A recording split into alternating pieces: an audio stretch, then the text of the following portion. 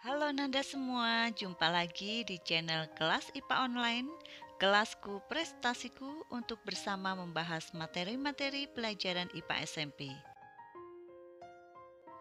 Dan materi hari ini adalah tekanan pada zat gas dan aplikasi konsep tekanan zat dalam makhluk hidup. Pernahkah kamu naik pesawat? Bagi yang pernah mencobanya, saat pesawat landing ke daratan, telingamu terkadang akan berdengung atau sakit. Kenapa bisa begitu ya? Nah, ternyata hal ini ada hubungannya dengan ketinggian dan tekanan gas atau tekanan udara.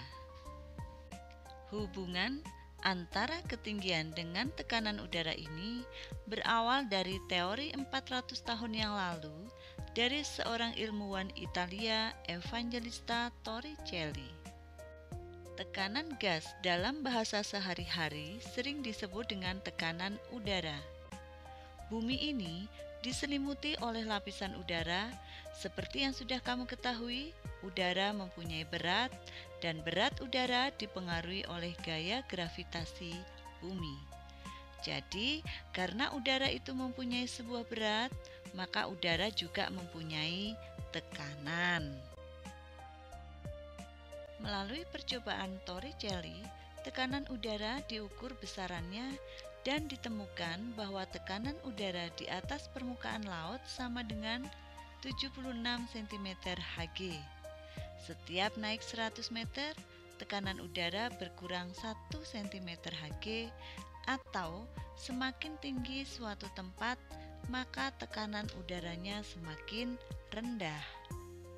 Tekanan udara ini diukur menggunakan alat yang disebut barometer. Alat ini pertama kali dibuat secara sederhana oleh Evangelista Torricelli, sehingga ketinggian suatu tempat dapat dihitung dengan persamaan H sama dengan 76 cm Hg min P barometer dikali 100 meter.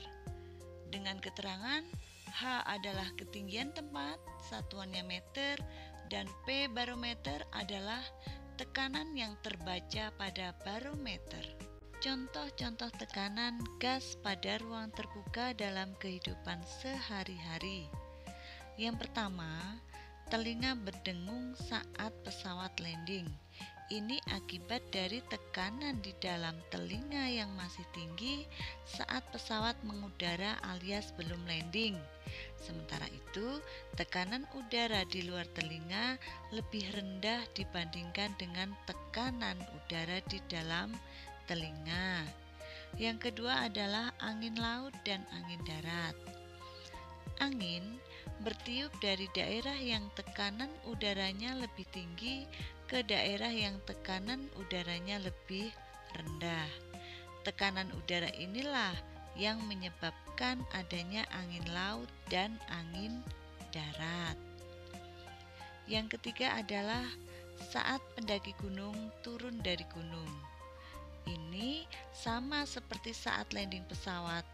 Telinga akan berdengung atau terasa sakit akibat selaput gendang telinga lebih menekuk keluar akibat turunnya tekanan udara di luar, sementara tekanan udara di dalam telinga masih tetap tinggi seperti saat masih berada di atas pegunungan.